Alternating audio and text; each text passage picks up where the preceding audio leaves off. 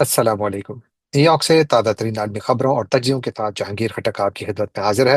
ناظرین، آج یہاں جمعرات کی رات اور مارچ کی 12 تاریخ، جبکہ پاکستان میں جمعۃ المبارک کی صبح اور مارچ کی 13 تاریخ ہے۔ ناظرین، آج جنگ کا 13واں دن تھا، اور دونوں جانب سے یعنی امریکہ اور اسرائیل اور ایران کی جانب سے کارروائیاں کی گئی، حملے کیے گئے، اور انٹرنیشنل لیول پر ایک بہت بڑا کرائسس کھڑا ہو گیا۔ کہا جا رہا ہے کہ اس وقت جو آئل کی جو سپلائی کی ڈسرپشن ہے، وہ شاید تاریخ کی بدترین مثال بن گئی ہے۔ اس سے پہلے کبھی بھی جب سے سیکنڈ ورلڈ وار کے بعد کم از کم اتنے بڑے پیمانے پر تیل کی ترسیل کا کام نہیں روکا گیا جو اس وقت رکا ہوا ہے۔ اس پر بات کرتے ہیں، اور تیل ہی کی قیمت کی بات ہو رہی ہے کیونکہ تیل کی ترسیل تقریباً رکی ہوئی ہے۔ جو اسٹریٹ آف ہارموز ہے وہ بند ہے، وہاں سے صرف اور صرف ایران یا اس کے جو قریبی دوست ممالک ہیں جن کو وہ اجازت دے رہے ہیں، جس طرح بنگلہ دیش کو اجازت دی گئی، پاکستان کو بھی دی گئی، ساتھ بھارت کو بھی دی گئی، کچھ ممالک کو دی گئی جن کے آئل ٹینکرز وہاں سے گزرے ہیں، لیکن وہ ایکا دکا ہیں، چائنا بھی ان میں شامل ہے۔ لیکن اوور آل انٹرنیشنل مارکیٹ میں تیل کی قیمتیں مسلسل بڑھ رہی ہیں۔ آج جب میں یہ شو ریکارڈ کر رہا ہوں تو میں دیکھ رہا تھا کہ امریکہ کی جو آئل کی مارکیٹ ہے اس میں تیل کی قیمت جو یو ایس آئل جسے کہتے ہیں، اس کی پرائس جو ہے وہ کوئی $95، $95.5 فی بیرل ہے، جبکہ بین الاقوامی مارکیٹ میں تیل کی قیمت $100 سے اوپر آج بھی رہی۔ دوسرا دن ہے کہ $100 سے زیادہ رہی، اور خدشہ یہ ہے کہ اگر یہ کرائسس جاری رہا تو شاید یہ پرائسز مزید بڑھیں، اور اس سے جو ایک انٹرنیشنل اکنامک ڈیزاسٹر بنتا جا رہا ہے۔ نہ صرف یہ کہ تیل کی ترسیل کی وجہ سے قیمتیں بڑھ رہی ہیں، اور جب تیل کی قیمتیں بڑھتی ہیں تو ظاہر ہے کہ جو غریب ممالک ہیں وہ سب سے زیادہ اس سے متاثر ہوتے ہیں، اور دنیا میں غربت بھی بڑھتی ہے اور افلاس بھی بڑھتا ہے، بھوک بھی بڑھتی ہے، کیونکہ ہر ایک چیز کا تعلق توانائی سے ہے۔ توانائی بنیادی کردار ادا کرتا ہے، تو یہاں پر آئل پرائسز کا بہت برا حال ہے، اور مجھے لگتا ہے کہ آئندہ چند دنوں میں بھی شاید یہ رہے گا، کیونکہ ایران سے جو میسیجنگ آ رہی ہے ابھی میں اس کا ذکر کرتا ہوں تو اس سے کم از کم یہ کہا جا سکتا ہے کہ شاید یہ کرائسس چلتا رہے۔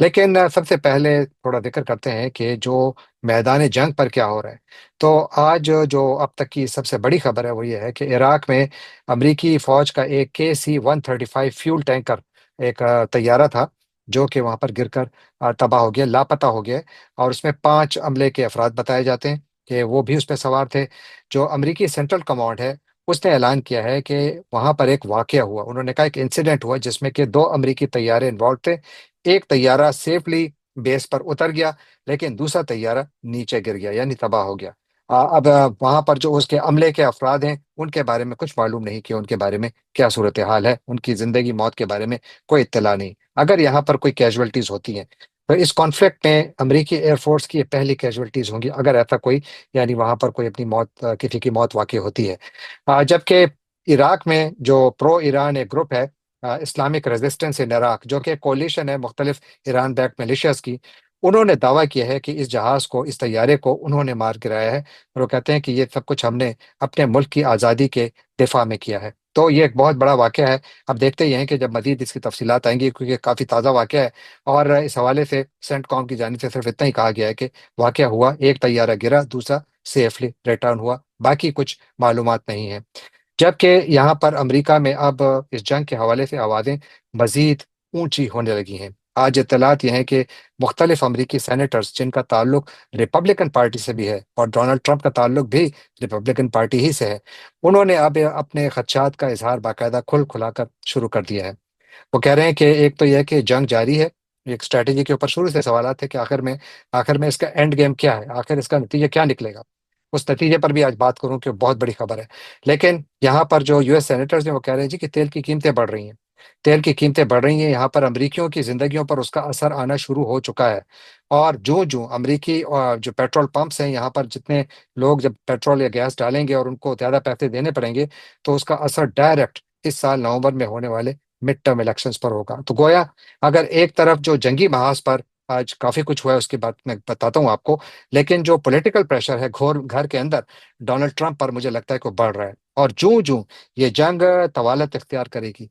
اتنا ہی زیادہ ڈونلڈ ٹرمپ اور ان کی ایڈمنسٹریشن پر پریشر بڑھے گا۔ وہ پریشر اب نظر بھی آ رہا ہے، کیونکہ جو آئل پرائسز بڑھ رہی ہیں، تو آج ٹرمپ انتظامیہ نے اعلان کیا کہ وہ 1 مہینے تک مختلف ممالک کو یہ اجازت دے رہے ہیں کہ وہ رشین تیل خرید سکتے ہیں۔ 1 مہینے تک کوئی پابندی نہیں ہے، کوئی بھی ملک جائے روس سے جا کر تیل خریدے۔ گویا اس جنگ سے فائدے جو ہیں وہ سب سے زیادہ شاید روس حاصل کر رہا ہے، کیونکہ ایک طرف وہ میزائل جو کہ روس کی جانب آنے تھے یوکرین کے ذریعے، وہ ان میں کمی آ گئی کیونکہ سارے تو مڈل ایسٹ میں استعمال ہو رہے ہیں یا ان کی بہت بڑی تعداد۔ اور دوسرا یہ ہے کہ جو تیل کی اوپر ان کی پابندی تھی، انٹرنیشنل پرائسز کم تھیں، تو رشین اکانومی کو تھوڑا مسئلہ تھا، تو رشین اکانومی اس سے ریوائو ہوگی۔ اور تیسرا یہ کہ روس کا تیل جتنا بکے گا اتنا ہی رشیا کا پوری انٹرنیشنل جو انرجی مارکیٹ ہے اس میں اس کا اثر بھی بڑھے گا، کیونکہ مڈل ایسٹ کا جو اس وقت حال ہے، جہاں پر کہ متحدہ عرب امارات نے اپنی پروڈکشن کیپیسٹی کاٹ دی ہے، کئی کنویں بند کر دیے ہیں، قطر نے اپنی جو پروڈکشن ہے وہ روک دی ہے، بحرین میں ان کی جو مین ریفائنری ہے وہ کافی ڈیمیج ہوئی ہوئی ہے، قطر نے سب کچھ بند کیا ہوا ہے، ایک بچا سعودی عرب جس کے ہاں تیل کی پیداوار ہو رہی ہے، اور وہاں سے وہ لوگ جتنا کر سکتے ہیں کر رہے ہیں، لیکن جو ایک بہت بڑا ہول آیا ہے، گیپ آیا ہے، کل انٹرنیشنل جو وہ ہے انرجی ایجنسی جو ہے، اس نے اعلان تو کیا کہ وہ 400 ملین بیرل تیل ریلیز کر رہے ہیں مارکیٹ میں تاکہ قیمتوں کو کوئی استحکام دیا جائے، لیکن بہت سارے لوگوں کا یہ خیال ہے کہ چونکہ یہ اتنی جلدی مارکیٹ میں تیل نہیں آئے گا، یعنی امریکہ کی مثال دیں، 172 ملین بیرل تیل امریکہ اپنے اسٹریٹجک ریزرو سے مارکیٹ میں ڈالے گا، لیکن یہ اس میں کوئی تقریباً 2 مہینے لگیں گے، اور اسی طرح باقی ممالک بھی کریں گے، تو اس کا اثر تو ہوگا لیکن یہ محدود ہوگا، تو یہ جنگ جو ہے یہ کافی زیادہ مسائل کا شکار ہو گئی ہے امریکہ کے لیے، انٹرنیشنلی بھی اور ایٹ ہوم اپنے ہوم فرنٹ پر بھی۔ لیکن اگر ایک طرف روس اس سے فائدہ اٹھا رہا ہے تو ساتھ ہی یاد رکھیے ایران بھی فائدہ اٹھا رہا ہے اس جنگی کیفیت میں بھی۔ گزشتہ 9 دنوں کے دوران ایران آن دا ایوریج 1 ملین بیرل تیل ایکسپورٹ کر رہا ہے، اس وقت بھی 1 ملین بیرل تیل پر ڈے وہ ایکسپورٹ کر رہا ہے، آج جو ڈیٹا اس وقت آج انٹرنیشنل پریس میں چھپا ہے، تو گویا ایران کی اگر ایک طرف جنگ جاری ہے، اور امریکہ اور اسرائیل کی جانب سے آج بھی ان پر بہت زیادہ بمباری کی گئی ہے، بلکہ بڑے خوفناک قسم کے بم جو ہے استعمال کیے گئے ہیں، کچھ لوگوں کا تو اس حد تک یعنی اسپیکولیشنز تھی کہ کہیں انہوں نے جو لو انٹینسٹی کے نیوکلیئر ویپنز تو نہیں استعمال کیے، گرچہ میرا نہیں خیال کہ استعمال ہوئے ہیں، لیکن جو دھوئیں کے بادل کم از کم ایک ویڈیو میں دیکھ رہا تھا، اگر یہ سچی ہے، کیونکہ اس وقت جتنی بھی ویڈیوز آپ کو سوشل میڈیا پر نظر آ رہی ہیں وہ ان میں سے کافی ساری اے آئی جنریٹڈ ہیں، یعنی وہ جھوٹ پر مبنی ہے، اسی لیے میں تھوڑا احتیاط کرتا ہوں کہ میں وہ ویڈیوز نہ لگاؤں، کیونکہ ہو سکتا ہے کہ مجھے بھی انجانے میں کوئی غلط ویڈیو لگا دوں جو کہ لوگوں کو مسلیڈ کرے گی، تو میں مسلیڈ نہیں کرنا چاہتا، اسی لیے میں ان ویڈیو سے تھوڑا ذرا احتراز کرتا ہوں، چاہتا ہوں کہ وہ میں نہ شامل کروں۔ جبکہ جو اس وقت اوور آل مارکیٹ کی صورتحال ہے، جو سٹاک مارکیٹس کی حالت ہے وہ بھی بڑی بری ہے، امریکہ میں بھی سٹاک مارکیٹ میں بڑی گراوٹ ہے، جبکہ کویت ایک اور ملک جس کا میں نے بھی ذکر کیا کہ انہوں نے اپنی آئل پروڈکشن جو ہے وہ بند کر دی ہے، آج اطلاع یہ ہے کہ ان کے جو ایئرپورٹ ہے اس پر بھی آج ڈرون اٹیک ہوا ہے، کم از کم 3 ڈرون جو ہیں وہاں پر گرے ہیں، اور وہاں پر اس نے کچھ نقصان بھی کیا ہے، جبکہ متحدہ عرب امارات نے اعلان کیا ہے کہ آج اس نے 10 بیلسٹک میزائل اور 26 ڈرونز گرائے ہیں۔ جب سے یہ جنگ شروع ہوئی ہے، یعنی 28 فروری سے جب امریکہ اور اسرائیل نے ایران پر حملہ کیا تھا، اس وقت سے لے کر اب تک یو اے ای کا دعویٰ ہے کہ انہوں نے 278 بیلسٹک میزائل، 15 کروز میزائل اور 1540 ڈرونز جو ہیں یہ ان پر گرائے گئے ہیں، بہت سارے انہوں نے جو ہے یعنی ان کو ہوا میں مار گرایا ہے، لیکن بہت سارے نشانے پر بھی لگے ہیں، اور متحدہ عرب امارات میں کافی زیادہ نقصان ہوئے، ارب ہار ڈالر کا نقصان ہوئے، پلس جو دبئی کی جو ایک مارکیٹ تھی، پراپرٹی کی مارکیٹ تھی، کاروبار کی مارکیٹ تھی، ایک ہب بنی ہوئی تھی، اس کو میرا خیال ہے بہت بڑا نقصان ہوئے، وہ نقصان جو کہ اس وقت وہاں پر پراپرٹی کا ہوئے وہ تو اپنی جگہ پر ہے، لیکن میرا خیال ہے جو اوور آل ریپوٹیشن کا نقصان ہے وہ اس سے کئی گنا زیادہ ہے، پتہ نہیں اس سے دبئی کتنے ٹائم میں نکلے گا، لہذا وہاں پر ان کے لیے معاملات کافی خراب ہیں۔ جبکہ آج ایران نے بھی اسرائیل پر کچھ میزائل پھینکے، اور اسرائیلی میڈیا یہ کلیم کر رہا ہے کہ ان میں کوئی 60 افراد زخمی ہوئے ہیں، انہوں نے موت کی تو کوئی خبر نہیں دی، لیکن یاد رکھیے کہ اس وقت اسرائیلی میڈیا میں بھی اور اوور آل اسرائیل میں ایک انہوں نے کافی میڈیا بلیک آؤٹ کیا ہوا ہے، تو اس کی وجہ سے پوری معلومات نہیں آ رہی، لیکن اسرائیلی میڈیا یہ کہہ رہا ہے کہ 60 لوگ بیچ میں زخمی ہوئے ہیں، کچھ اس میں معمولی زخمی ہوئے ہیں، شارپنرز وغیرہ کوئی میزائل وغیرہ گرے ہیں یا کچھ اس سے، لیکن یہ کلیئر نہیں ہے کہ یہ بات کتنی سچی ہے۔ جبکہ حزب اللہ نے بھی آج بھی اسرائیل پر حملے جاری رکھے، اور اسی طرح اسرائیل نے بھی لبنان پر اتنے زیادہ حملے کیے کہ اب لبنان جو انٹرنیشنل کمیونٹی ہے، اسپیشلی وہ ممالک جو کہ اسرائیل کے دوست ممالک سمجھے جاتے ہیں، لبنان سے ان سے اپیل کی ہے کہ آپ خدا را اسرائیل کو روکیں، کیونکہ انہوں نے تو جو لبنان کی 10% آبادی کو بے گھر کر دیا ہے، اور بہت سارے علاقوں کو انہوں نے بالکل تباہ کر دیا ہے، اور یہ جو کیمپین ہے وہ چل رہی ہے، بلکہ آج ایک اسرائیلی وزیر نے تو اس حد تک وارننگ دی ہے کہ اگر لبنان کی جانب سے ہم پر حملے جاری رہے تو ہم لبنان کے کچھ علاقوں پر مسلسل مکمل قبضہ کر لیں گے۔ تو یہ بھی ان کی طرف سے وارننگ آئی ہے۔ جبکہ جو امریکی سینٹرل کمانڈ ہے ان کا کہنا ہے کہ جب سے یہ جنگ شروع ہوئی ہے اس وقت سے لے کر اب تک امریکہ نے اسرائیل پر کم از کم 6,000 حملے کیے ہیں۔ 6,000 بامبنگ کیمپینز۔ اور ایران جو ہے اس کا بھی کہنا ہے کہ انہوں نے جس طرح یہ جنگ ہے وہ جاری رہے گی، اور اس سلسلے میں جو ایران کے نئے جو سپریم لیڈر ہیں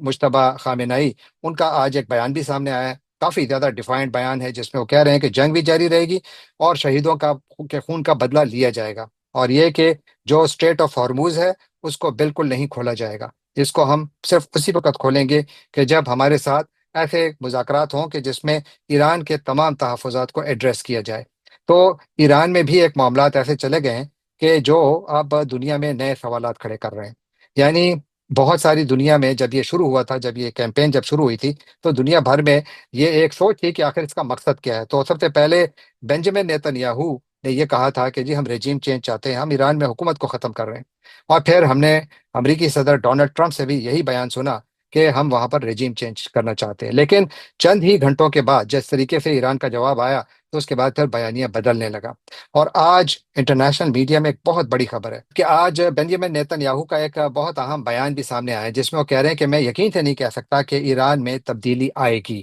یا ہمیں فوراً نہیں آئے گی، بلکہ اس کے لیے بہت لمبی جنگ کرنا پڑے گی۔ نہ صرف یہ، جو بنجامن نیتن یاہو بنیادی طور پر اپنے ہی الفاظ سے پیچھے ہٹ رہے ہیں، کیونکہ جنگ کے نتائج ان کے جو خواہشات تھیں اس کے مطابق نہیں آ رہے، لیکن اب جو ان کی فوج ہے اس نے بھی اپنے اہداف بالکل تبدیل کرنا شروع کر دیے ہیں۔ پہلے وہ کہہ رہے تھے کہ ہم سب کچھ تہس نہس کر دیں گے، ابھی وہ کہہ رہے ہیں کہ ہم چاہتے ہیں کہ ہم ایران کی جو جنگی صلاحیت ہے اس کو کم کر دیں، بس اور کچھ نہیں کرنا چاہتے۔ اتنی بڑی کیمپین کرنے کے بعد اس وقت تک آج جو اطلاعات ہیں، ایران میں کوئی تقریباً 1,350 افراد شہید ہوئے ہیں، 17,000 زخمی ہوئے ہیں، اور یہ کیمپینز ابھی بھی جاری ہیں۔ ایسا اسلحہ استعمال ہو رہا ہے کہ جو شاید گزشتہ کئی دہائیوں میں نہیں استعمال ہوا۔ شاید افغانستان میں اس قسم کے بامز استعمال ہوئے ہوں، اس کے بعد پھر ہم نے زیادہ نہیں دیکھے، صرف لاسٹ ایئر جو امریکہ نے ایران کے نیوکلیر پروگرام پر حملہ کیا تھا اس کے بعد سے ہم نے نہیں دیکھے۔ تو یوں یہاں پر ایک تو یہ بات ثابت ہو گئی کہ اب اسرائیل خود کہہ رہا ہے کہ یہاں پر رجیم چینج ممکن نہیں ہے۔ لیکن یہاں پر یہ بحث رجیم چینج پر ختم نہیں ہو رہی، بلکہ بحث یہ ہو رہی ہے کہ اس جنگ کے بعد ہوگا کیا۔ یعنی یہ جنگ تو ختم ہو جائے گی، سیز فائر تو ہوگی، اگر آج نہیں کل، کل نہیں تو ہفتے بعد، جب بھی ہو۔ لیکن آج واشنگٹن پوسٹ میں ڈیوڈ اگنیشیس، امریکہ کے ایک بہت بڑے صحافی ہیں، ان کا ایک کالم چھپا ہے جس میں انہوں نے بہت اچھے طریقے سے اس بات کو ایکسپلین کیا ہے کہ کس طریقے سے جو امریکہ اور اسرائیل کے پاس فوجی برتری تو ہے اس وقت بھی، اور وہ یقیناً ایران پر بھرپور حملے بھی کر رہے ہیں، لیکن کہتے ہیں کہ شاید ان کو سیاسی نتائج پھر بھی نہیں ملیں گے۔ یعنی ان کو زمینی سطح پر کوئی تھوڑی بہت کامیابی تو حاصل ہو، لیکن ان کو سیاسی فتح شاید ان کے نصیب میں نہ ہو۔ یہ کون کہہ رہے ہیں؟ ڈیوڈ اگنیشیس کہہ رہے ہیں۔ اور وہ یہ بھی کہہ رہے ہیں کہ سیز فائر تو ہو جائے گی، لیکن ایران اور ویسٹ کے درمیان جو کنفرنٹیشن ہے یہ اب چلتی رہے گی، یہ ختم نہیں ہوگی۔ اور اسی طرح جو اسٹریٹ آف ہارموز ہے جو اس وقت بند ہے، شاید یہ بعد میں کھل بھی جائے، لیکن یہ یہاں پر بھی ڈسرپشن شاید مستقل رہیں، کیونکہ یہ معاملات یہاں نہیں رکیں گے، یہ چلتے رہیں گے۔ ایک اور جو اہم نقطہ جو اٹھایا جا رہا ہے وہ یہ ہے کہ یعنی آپ ایک ملک کے ملٹری انفراسٹرکچر کو تباہ کر سکتے ہیں۔ ہم نے عراق میں بھی دیکھا، ہم نے لیبیا میں بھی دیکھا، ہم نے ویتنام میں بھی دیکھا، ہم نے افغانستان میں بھی دیکھا، لیکن اس کے نتیجے میں وہاں پر جو تحریک تھی وہ نہیں ختم ہوئی۔ یعنی آپ دیکھیں، ویتنام میں جنگ کمیونسٹ کے خلاف ہوئی، آج بھی ویتنام میں جنگ حکومت کمیونسٹ کی ہے، اور ان کمیونسٹ کے ساتھ امریکہ آج تجارت کر رہا ہے۔ اسی طرح افغانستان میں طالبان کے خلاف جنگ ہوئی، آج طالبان وہاں پر حکومت میں ہے۔ اور اسی طرح آپ باقی دنیا کے علاقوں میں آپ جائیں، عراق میں جائیں تو عراق میں اینٹی امریکن سینٹیمنٹ آج جنگ سے پہلے جتنا تھا اس سے کئی گنا زیادہ ہے۔ تو معاملات ہر طرف جو ہے کاؤنٹر پروڈکٹیو ہیں۔ تو جو یہاں کے مختلف اینالسٹ ہیں وہ وارننگ دے رہے ہیں کہ آپ یہ جو کچھ کر رہے ہیں اس میں آپ کو شاید شکست ہوگی، اس میں آپ کو فائدہ نہیں ہوگا۔ ہاں، زمینی جنگ میں شاید آپ کہیں چھوٹے موٹے فائدے حاصل کر لیں، you may one a battle لیکن یو ول ناٹ ون اے وار۔ یعنی آپ ایک چھوٹی جو جنگ ہے وہ تو جیت سکتے ہیں، لیکن جو بہت بڑی جنگ ہے وہ آپ نہیں جیت سکتے، کیونکہ وہاں پر آپ سیاسی طور پر بھی ہاریں گے۔ اس جنگ کا ایک اور جو بہت زیادہ انٹرسٹنگ چیز سامنے آئی ہے اب تک، وہ یہ ہے کہ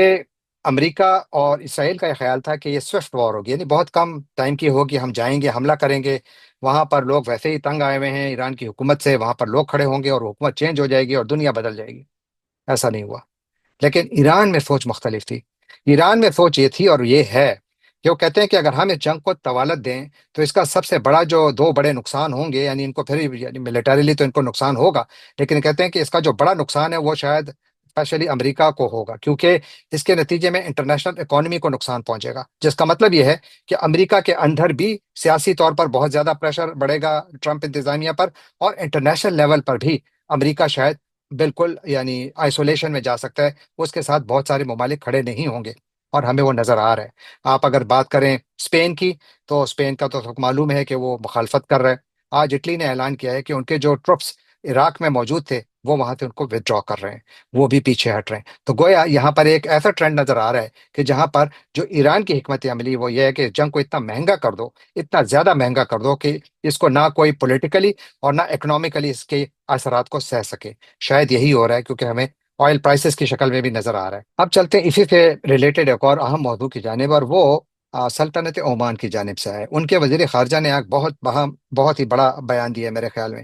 اگر اس وقت اسلامی دنیا میں کوئی ایک ملک ہے جہاں پر کہ وہ آج بھی ایک انتہائی والیٹائل ریجن میں رہتے ہوئے بھی ایک انتہائی کافی حد تک آزادانہ فارن پالیسی چلا رہے ہیں، تو اس ملک کا نام سلطنت عمان ہے۔ ان کے جو وزیر خارجہ ہیں بدر بن حماد البصیدی، ان کا ایک بہت اہم بیان سامنے آیا ہے۔ وہ کہتے ہیں کہ امریکہ اور اسرائیل کی جنگ جو ہے، یہ اس سے ایران میں یہ وہ مقاصد حاصل نہیں کر پائیں گے جو انہوں نے مذاکرات میں حاصل کر لیے تھے۔ یعنی اگر یہ مذاکرات جاری رہتے جس کی سالفی عمان کر رہا تھا، تو شاید اس کے نتائج زیادہ بہتر ملتے، بجائے اس کے کہ اتنی بڑی جنگ کے بعد بھی نتائج وہ ہاتھ نہیں آ رہے جن کا میں نے ذکر کیا، کہ رجیم چینج کا آپریشن فیل ہو گیا۔ اور پھر ساتھ وہ کہتے ہیں کہ یہ جو جنگ ہے یہ ایران کے ایٹمی پروگرام سے متعلق نہیں ہے، بلکہ اس کا مقصد صرف اور صرف ایران کو کمزور کرنا ہے، اور اس پورے خطے کا جو سیاسی نقشہ ہے اس کو تبدیل کر کے یہاں پر اسرائیل کو زیادہ جگہ دینا ہے۔ یہ کون کہہ رہے ہیں؟ عمان کے وزیر خارجہ کہہ رہے ہیں، وہ شخص جو کہ امریکہ کے بہت قریب سمجھے جاتے ہیں۔ اور پھر انہوں نے یہ بھی کہا کہ عمان اس قسم کی غیر قانونی جنگ کا حصہ نہیں بنے گا، ہاں یہ ضرور کرے گا کہ ثالثی کا کردار ضرور ادا کرتا رہے گا۔ اور اب چلتے ہیں آج کے آخری اور بہت اہم موضوع کی جانب، اور وہ شہباز شریف صاحب کے متعلق ہے۔ آج اطلاع یہ آئی کہ وہ اچانک اپنے نائب وزیر اعظم اسحاق ڈار اور فوج کے سربراہ فیلڈ مارشل آصف منیر کے ہمراہ سعودی عرب پہنچے۔ جدہ میں سیدھا وہ گئے، اور وہاں پر انہوں نے جو سعودی عرب کے جو کراؤن پرنس ہیں محمد بن سلمان، ان کے ساتھ ملاقات کی۔ جو پاکستان کی جانب سے بیان آیا ہے اس میں کہا گیا ہے کہ یہ ایک ریسٹرکٹڈ میٹنگ تھی۔ اب یہ ریسٹرکٹڈ میٹنگ کا کیا مطلب ہے؟ شاید یہ کلوز ڈور میٹنگ تھی جس میں کہ زیادہ مشیران کو جانے کی اجازت نہیں دی گئی، شاید ہمارے فوج کے سربراہ اور وزیر اعظم ہوں، یا شاید ڈپٹی پرائم منسٹر بھی ساتھ بیٹھے ہوں، اور وہاں پر ان کی ملاقات محمد بن سلمان سے ہوئی۔ اور یہ واضح نہیں ہے کہ اس ملاقات کا مقصد کیا تھا۔ ہر قسم کی چمگوئی ہیں، میں کوئی چمگوئی نہیں کروں گا، لیکن میں اشارہ ان چیزوں کی طرف کروں گا جو کہ گزشتہ چند دنوں میں ہوئی ہیں، بلکہ چند گھنٹوں میں ہوئی ہیں۔ ایک تو یہ کہ یہ ملاقات شہباز شریف اور ایران کے جو صدر ہیں مسعود پزشکیان، ان کے درمیان ٹیلی فونک بات چیت کے تقریباً 24 گھنٹے بعد یہ ان کا دورہ سامنے آیا۔ ایک تو یہ، دوسرا یہ کہ یہ خبریں بھی تھیں کہ یونائٹڈ نیشنز میں جو پاکستان نے قرارداد کے حق میں ووٹ دیا جس میں کہ ایران کو کنڈیم کیا گیا، اور امریکہ اور اسرائیل کی جارحیت کو کنڈیم نہیں کیا گیا، پاکستان وہاں پر بنیادی طور پر امریکہ اور اسرائیل کے ساتھ کھڑا تھا، لیکن وہاں پر پاکستان کی جانب سے جو یونائٹڈ نیشن سیکورٹی کونسل میں جو پاکستان کے مندوب نے جو تقریر کی، یقیناً وہ بیلنسنگ ایکٹ تھا، لیکن انگریزی میں کہتے ہیں نا، action speak louder than words. تو جہاں پر کہ آپ کو نیوٹرل رہنے کی ضرورت تھی وہاں پر آپ نے سائڈ لے لی۔ یاد رکھیے کہ پاکستان تو اس ریزولوشن کا کو اسپانسر تھا یونائٹڈ نیشنز کی سیکورٹی کونسل میں، لیکن انڈیا نہیں تھا۔ انڈیا امریکہ کے زیادہ قریب ہے، انڈیا اسرائیل کے بھی زیادہ قریب ہے، اور یہ ریزولوشن ان کے حق میں تھا، لیکن انڈیا نے انڈیپینڈنٹ رائے لی۔ پاکستان نے جو اپنی نیوٹرلٹی تھی وہ کھو دی۔ تو لہٰذا اب سوال یہ پیدا ہوتا ہے، کیونکہ جو میں کہہ رہا ہوں کہ دو خبریں گردش میں، ایک یہ کہ شاید شہباز شریف صاحب اور پاکستان کی اعلیٰ ترین قیادت کو طلب کیا گیا کہ آپ آئیے اور ہمیں ایشورنس دیں، کیونکہ آپ نے تو ہمارے ساتھ اگریمنٹ کیا ہے، اور بتائیں کہ آپ ہمارا دفاع کیسے کریں گے۔ ایک یہ افواہ ہے، اس کو میں حقیقت نہیں سمجھتا، لیکن یہ افواہ ہے، اور آج کے دور میں آپ کسی بھی چیز کو خارج از امکان نہیں کر سکتے، تو لہٰذا میں اس کو بہت ہلکا لوں گا، لیکن اس کو میں آؤٹ رائٹ ریجیکٹ نہیں کر سکتا۔ جبکہ دوسری خبر جو ہے وہ شاید مجھے زیادہ ریلیونٹ لگ رہی ہے، اور وہ یہ کہ چونکہ شہباز شریف نے مسعود پزشکیان کے ساتھ بات چیت کی، اس کے بعد مسعود پزشکیان کا ایک ٹویٹ بھی سامنے آیا جس میں کہ انہوں نے ان کنڈیشنز کا یعنی ان کی بات کی جن کی بنیاد پر ایران سیز فائر کے لیے تیار ہو سکتا ہے، اور سعودی عرب پر جو حملے ہیں ईरान की जानिब से, तो सऊदी अरब के सिटीज वगैरह पर तो कोई हमला नहीं हुआ, लेकिन उनकी ऑयल इंस्टॉलेशंस और वहां पर जो अमरीकी बेसेस हैं उनको जरूर निशाना बनाया गया है। तो क्या इस मुलाकात का मकसद पाकिस्तान की जानिब से ऊन सालसी की कोशिशों का हिस्सा है कि जो पाकिस्तान ने शुरू की हैं? क्या ये सालसी की कोशिशें पाकिस्तान ने खुद शुरू की हैं, या पाकिस्तान को अमेरिका या सऊदी अरब ने कहा है, या जितने भी अरब ममालिक हैं सब ने मिलकर पाकिस्तान को कहा है? क्योंकि इस वक्त ईरानी क़यादत के साथ दो ममालिक की जो लीडरशिप है वो उनके साथ इन टच है, पाकिस्तान और रूस। जबकि चीन के जो स्पेशल अनवॉय हैं वो भी जो ईरानी क़यादत है उनके साथ इन टच है। तो गोया एक बहुत बड़ी डेवलपमेंट है, और आई होप कि ये ऐसी सालसी हो कि जहां पर पाकिस्तान न्यूट्रल रहे और यहाँ पर जो मामलात हैं उनको बेहतर करने की कोशिश करे। और मेरे ख्याल में इसमें जो मिसाल ओमान ने कायम की है, ओमान काफ़ी अच्छे तरीके से अपने आप को लेकर चल रहा है। अगरचे उनके लिए सबसे मुश्किल काम है, पाकिस्तान के लिए मुश्किल काम है, क्योंकि ईरान के साथ भी पाकिस्तान के करीबी ताल्लुकात हैं और सऊदी अरब के साथ भी। तो यकीनन वो ये नहीं चाहेगा कि किसी भी मुल्क के साथ पाकिस्तान के ताल्लुकात कंप्रोमाइज हों। लेकिन कल पाकिस्तान से मेरी राय में गलती हुई थी, आज अगर पाकिस्तान के वजीर आजम बतौर सालिस जद्दा गए हैं तो मेरा ख्याल है फिर तो ये बहुत अच्छी बात है। पाकिस्तान को यकीन कोशिशें करनी चाहिए, क्योंकि इसमें इस खत्ते की फलाह है, इसमें पूरी दुनिया की फलाह है कि अगर यहाँ पर किसी भी तरीके से ये जंग रुके और कोई ऐसी गारंटीज भी दी जाए कि ईरान के खिलाफ दोबारा जारियत नहीं होगी। लेकिन मुझे डेविड इग्नेशियस की ये बात बिल्कुल सच्ची लगती है कि शायद ये जंग तो रुक जाए, लेकिन ये कन्फ्रंटेशन शायद जारी रहे, और उसमें पाकिस्तान क्या न्यूट्रल रह पाएगा, बहुत बड़ा सवाल है। और ये इम्तिहान जब पाकिस्तान से मजीद गुजरेगा तो फिर ही पता लगेगा कि पाकिस्तान कहाँ खड़ा है। जाने से पहले आपसे एक बार तो फिर दरखास्त कि आप हमारे चैनल को सब्सक्राइब कीजिए, लाइक कीजिए, शेयर कीजिए, कमेंट कीजिए, और बेल आइकॉन को क्लिक करना ना भूलिएगा। आपका बहुत बहुत शुक्रिया।